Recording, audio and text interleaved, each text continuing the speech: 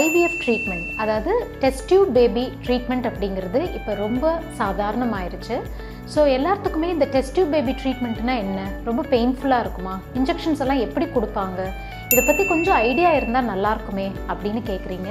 தெரிஞ்சுக்கலாமா? IVF treatment பொறுத்த வரைக்கும் உங்களுடைய ஃபர்டிலிட்டி ஸ்பெஷலிஸ்ட்டு உங்களை பரிசோதனை பண்ணிவிட்டு உங்களுடைய ரிசர்வ் என்ன, உங்களுக்கான ஆப்ஷன்ஸ் என்ன, ப்ரோட்டோகால் என்ன அப்படிங்கிறதையெல்லாம் முந்தின சைக்கிள்லேயே பிளான் பண்ணிடுவாங்க. அதை பொறுத்து அவங்க எப்போ உங்களுக்கு பீரியட்ஸ் வருதோ, பீரியட்ஸ் செகண்ட் டே அந்த மாதிரி வர சொல்லுவாங்க.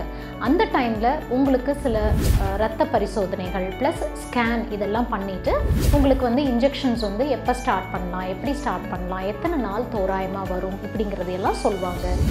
ஸோ IVF அப்படின்னா பயந்துக்க வேண்டாம். இப்போல்லாம் ரொம்ப டிரான்ஸ்பெரண்ட் ஆயிடுச்சு. ஒரு 2 வீக்ஸ் மேக்ஸிமம் உங்களோட மொத்த ட்ரீட்மெண்ட்டுமே ஃபினிஷ் ஆயிரும்.